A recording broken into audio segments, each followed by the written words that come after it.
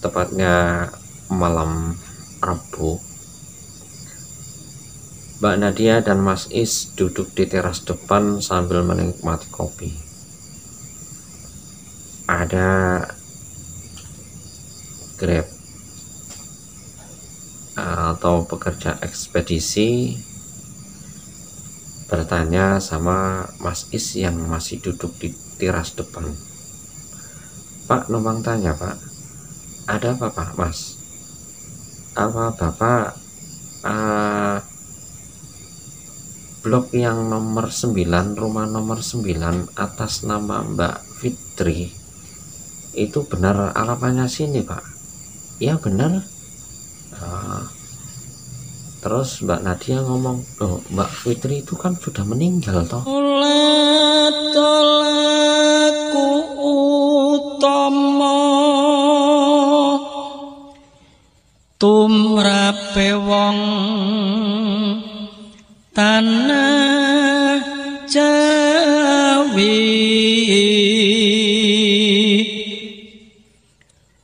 wong agung ing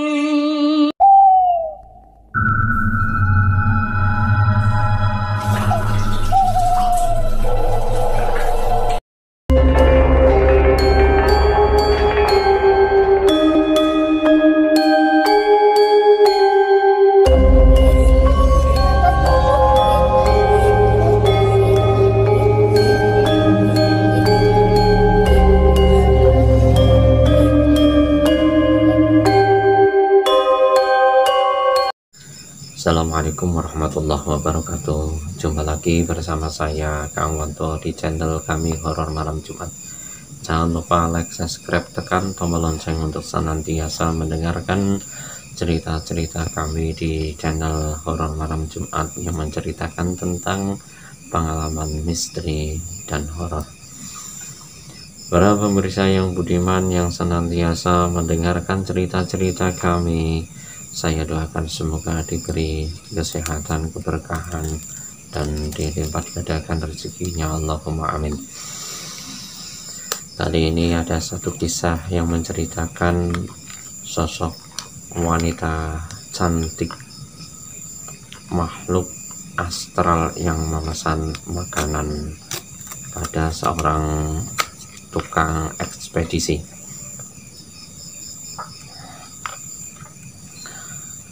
Pada tahun 98, Mas Is merupakan warga kota metropolitan Semarang. Ia sehari-hari sebagai pekerja tukang las.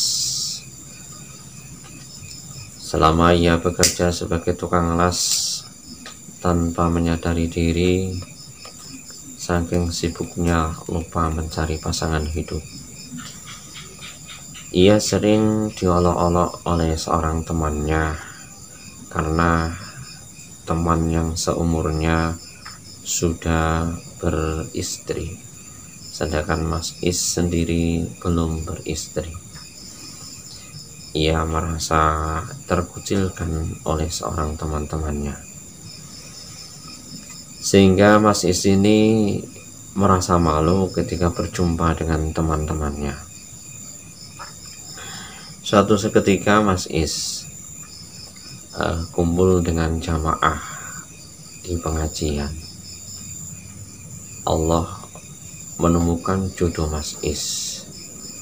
Di situ ada salah satu mahasiswi dari kota Batang yang ikut di situ.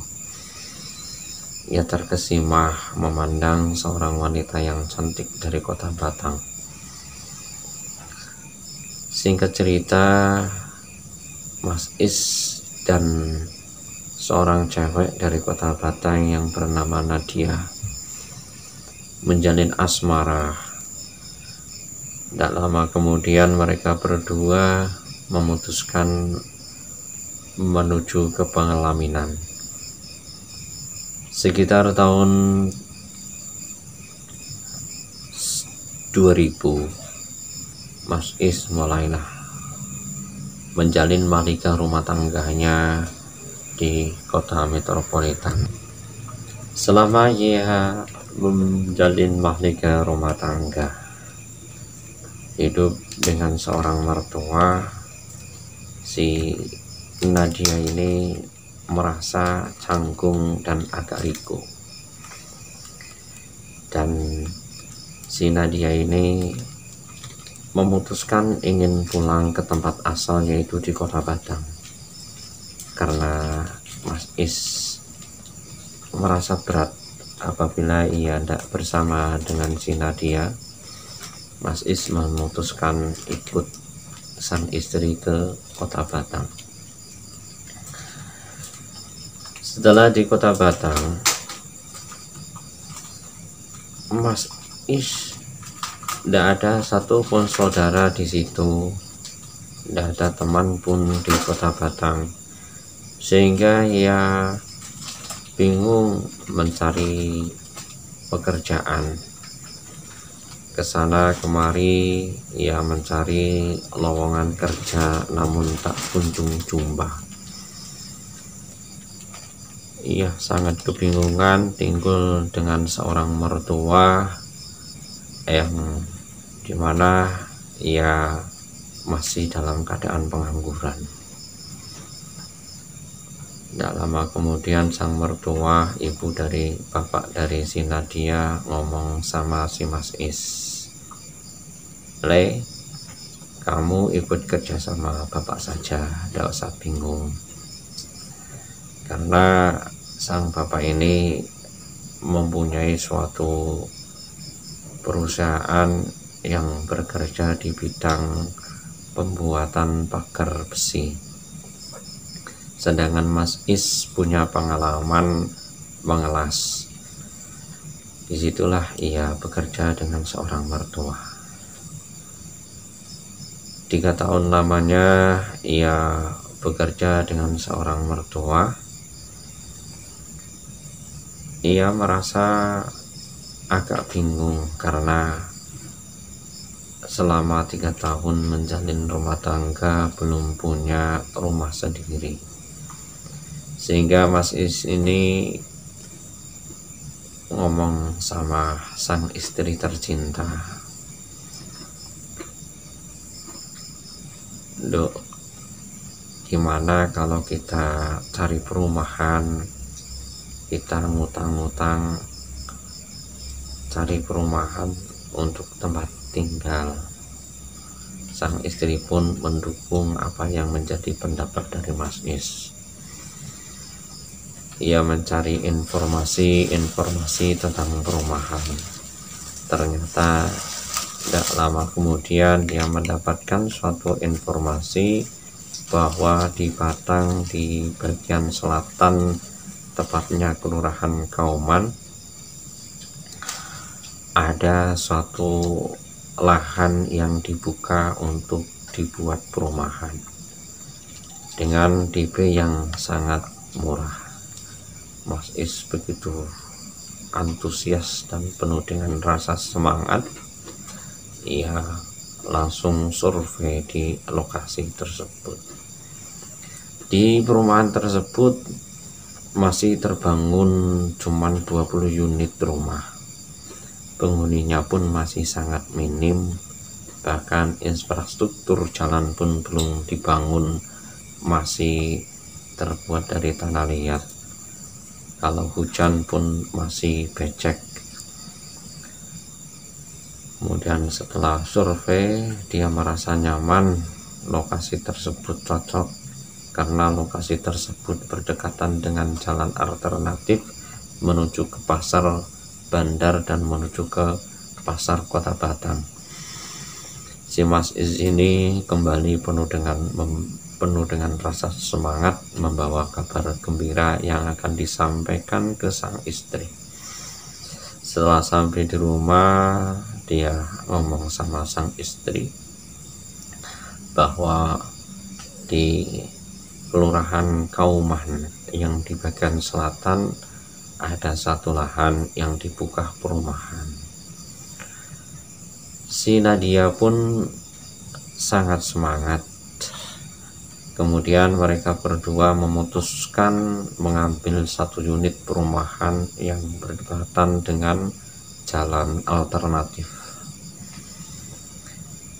Malam pertama ia menempati rumah karena si Mas Is ini belum pernah mendengar tentang cerita riwayat di daerah tersebut. Ketika ia menempati rumah pertama, perumahan tersebut masih diisi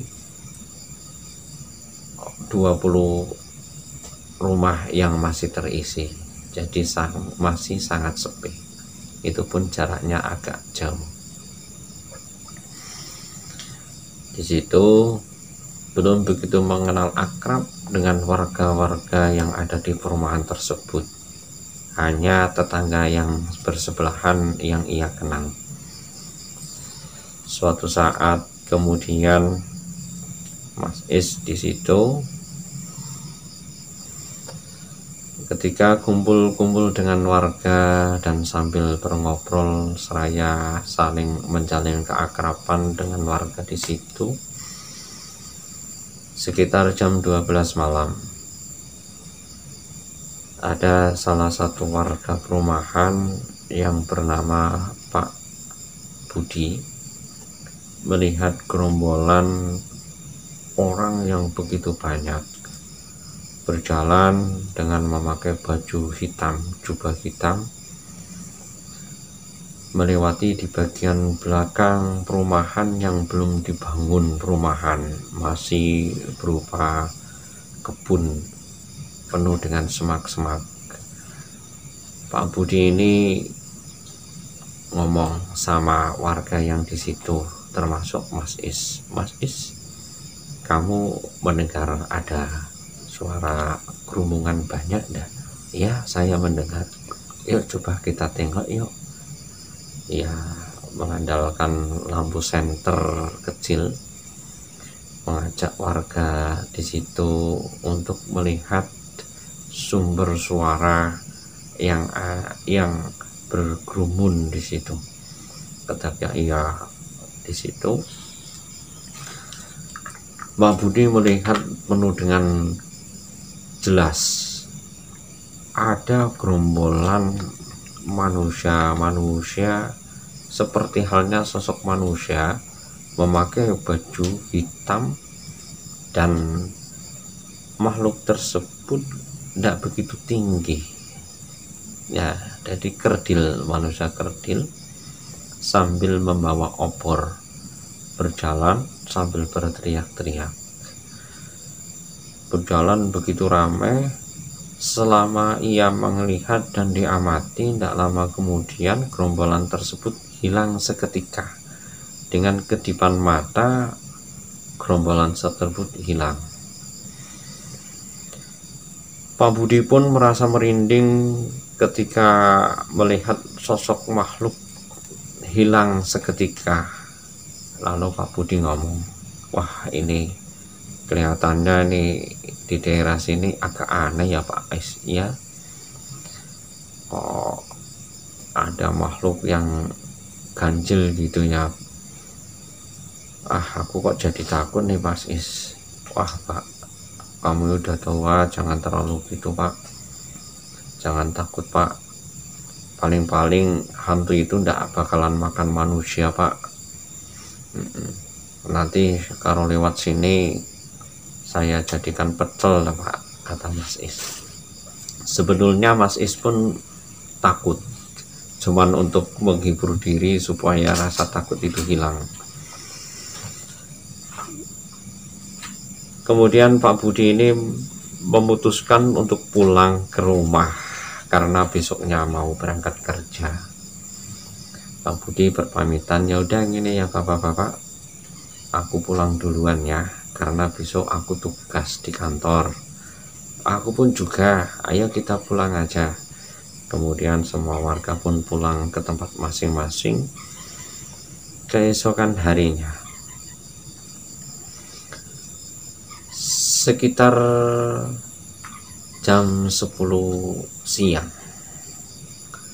Mbak Nadia yang masih bersih-bersih depan rumah, menemukan ada sosok wanita cantik memakai mobil, bertanya-tanya sama Mbak Nadia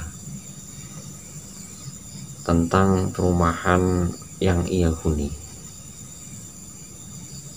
Assalamualaikum Mbak, saya mau tanya Mbak, apa di perumahan ini ada yang kosong Mbak? Ada, masih banyak yang kosong. Yang tuh sebelah sana yang blok yang nomor 9 itu pun belum dihuni kok Mbak. Oh ya, alah Mbak ini dari mana? Saya dari Surabaya, tapi saya kerja di kota sini, di kota Batang. Jadi saya mau cari tempat tinggal. Oh ya, itu kantornya Mbak, kamu datang aja ke kantornya. Nah, setelah ia datang ke kantornya, dia negosiasi harga, deal-dealan, dan wanita cantik tersebut sudah siap menempati rumah yang nomor 9. Setelah 5 hari kemudian, warga tersetempat merasa agak canggung dan sedih karena wanita tersebut meninggal dalam perjalanan mau pulang, kecelakaan dengan mayat yang begitu murat-marit, tubuhnya terlindas suatu truk membawa besi. Karena di perumahan tersebut belum ada pemakaman, sang wanita tersebut tidak punya keluarga di kota Batang, bahkan KTP pun entah kemana hilangnya. Warga perumahan tersebut agak kebingungan. Kemudian adalah salah satu warga melapor ke kepala desa dan wanita tersebut dimakamkan di desa setempat. Keesokan harinya, karena sang wanita tersebut tidak punya keluarga di situ, jadi tidak ada satu orang pun yang mengaji, mengirim arwah, atau bisa dinatakan tahlilan di rumah tersebut. Jadi rumah tersebut agak sunyi dan gelap. Sekitar jam 10 malam, Mas Is keluar dari rumah seraya ingin menengok-nengok warga setempat apakah ada yang duduk-duduk di sekeliling situ. Ia berjalan tepat di belakang rumah, di bagian blok yang nomor 9, tepatnya di rumah sang wanita yang meninggal 3 hari yang lalu. Ia melihat ada sosok wanita cantik yang masih mengambil baju yang di teras depan, sehingga pas isi ini penuh dengan kata tanya. Ia bertanya dengan dirinya sendiri, loh, kan Mbak itu sudah meninggal, kok masih di depan rumah ya? Ini yang bener gak sih ya? Apa mungkin itu adiknya ya? Kok wajahnya masih saja sama? Mas ini menyapa, halo Mbak. Namun wanita tersebut tidak menengok dan tidak menjawab. Lalu dipanggil lagi, Mbak. Wanita tersebut mengabaikan panggilan dari Mas Is. Tidak lama kemudian Mas Is ini menengok ke kiri. Nah, setelah ia melihat lagi ke arah rumah yang nomor 9, hilang seketika. Dan rumah tersebut sepi, tidak ada seseorang pun. Mas Is merasa merinding dan takut. Ia pun sudah beranggapan bahwa itu merupakan makhluk gaib atau jin korin yang merupai wanita cantik yang meninggal kecelakaan. Mas Is bergegas kembali ke rumah, masuk rumah penuh dengan rasa takut dan ngos-ngosan. Si Mbak Nadia ini melihat Mas Is penuh nafas yang kembang kempis, bertanya, "Pak, kenapa Pak?" "Wah, tadi itu saya melihat wanita cantik yang tinggal di belakang kita itu loh, yang rumah nomor 9. "Oh ya, kenapa?" "Kan sudah meninggal 3 hari yang lalu ya. Tadi itu saya melihat dia itu masih mengambil baju di depan rumah." Waduh, wah, bapak ini ngarang beneran, aku ndak ngarang kok. Bapak paling kesel, terus pikirannya ngaco. Iya beneran, tadi saya lihat di situ. Namun Mbak Nadia ini tidak begitu percaya dengan kata-kata Mas Is. "Ya udah Pak, kita bikin kopi aja sambil nonton TV." Karena Mbak Nadia ini berupaya untuk menghibur pikiran Mas Is supaya tidak begitu takut melihat, teringat masa yang ia lalui melihat wanita cantik yang sudah meninggal. 2 hari kemudian, tepatnya malam Rabu, Mbak Nadia dan Mas Is duduk di teras depan sambil menikmati kopi. Ada Grab atau pekerja ekspedisi bertanya sama Mas Is yang masih duduk di teras depan, "Pak, numpang tanya Pak, ada apa Pak Mas? Apa Bapak blok yang nomor 9, rumah nomor 9 atas nama Mbak Fitri itu benar alamatnya sini Pak?" "Iya benar." Terus Mbak Nadia ngomong, "Oh, Mbak Fitri itu kan sudah meninggal toh?" "Iya sudah meninggal Mas, orangnya itu Mas sudah meninggal 7 hari yang lalu. Lah ini baru aja pesan fried chicken, yang benar aja orangnya sudah meninggal kok. Kalau tidak percaya tuh diantarin aja tuh rumahnya yang nomor 9 paling pojok sendiri." Sang pengantar makanan ini tidak menghiraukan kata-kata dari Mbak Nadia karena ia saking percayanya bahwa yang memesan makanan itu masih hidup. Setelah ia sampai di rumah yang nomor 9, rumah tersebut kelihatan seram dan angker dan gelap. Walau rumah tersebut masih terlihat kesan mewah, akan tetapi sudah kelihatan sunyi, tak berhuni. Mas Grab ini agak kebingungan, ini benar rumahnya atau enggak sih. Ketika itu Mas Grab mengambil HP, menelpon nomor yang tadi sore pesan makanan. Setelah ia miss call, nomor tersebut masih aktif dan diangkat. "Assalamualaikum, ini Mbak Fitri ya?" "Ya, ini yang tadi pesan chicken." "Ya bener." "Apa bener ini rumahnya nomor 9? "Bener Mas, ini chickennya udah di depan." "Masuk saja, pintunya tidak dikunci," katanya gitu. Kemudian Mas Grab ini memberanikan diri karena mendapat instruksi dari pemilik rumah, disuruh masuk. Setelah ia masuk, rumah tersebut tidak terkunci dan kelihatan gelap gulita. Ketika ia masuk pintu gerbang, ia merasa canggung karena merasakan bau-bau yang agak aneh.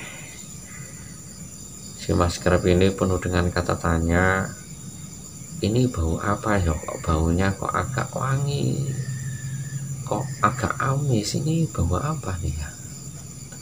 Kebingungan Mas Grab ini. Kemudian dia mengetok pintu, tuk tuk tuk tuk, assalamualaikum, assalamualaikum. Pintu tersebut membuka sendiri. Penuh rasa spontan, Mas Grab ini melihat di lantai terdapat simpah darah yang begitu banyak, dan melihat sosok wanita yang berdiri memakai gaun putih, rambutnya teroreh panjang, tangannya patah. Kemudian Mas Grab ini lari penuh dengan rasa takut, mengambil sepeda motor. Ia lari penuh dengan kembang kempis nafasnya. Pada saat itu Mas Is dan Mbak Nadia masih duduk di depan teras rumah. Ia melihat Mas Grab lari ketakutan. Mas Is ini memanggilnya, Mas, kenapa Mas kok lari ketakutan? Waduh, cilaka Pak, cilaka. Kenapa? Ternyata rumah tersebut di dalamnya ada hantunya Pak. Sosok wanita cantik memakai gaun putih, tangannya patah. Takut. Udah, aku tak pulang aja. Ya, saya pulang, hati-hati ya Mas, kata Mas Is. Setelah ia pulang, keesok hariannya Mas Is jalan-jalan ketika pagi. Rumah yang berdekatan nomor 9 itu menghampiri Mas Is, ngomong sama Mas Is, Mas Is, saya itu merasa nggak begitu nyaman Mas Is. Kenapa? Tiap malam itu saya mendengar suara jeritan tangis di rumah Mbak Fitri yang meninggal itu loh. Emangnya orangnya udah meninggal kok, yang nangis siapa? Dah tak tahu. Tiap malam itu mendengar suara rintihan tangisan, seperti orang yang tersiksa gitu. Oh ya.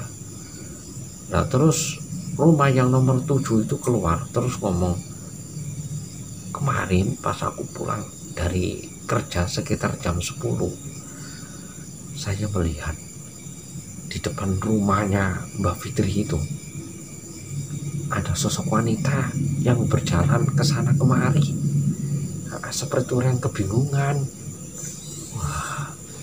Wah itu hantu penasaran Mbak Fitri mungkin ya, mungkin gitu.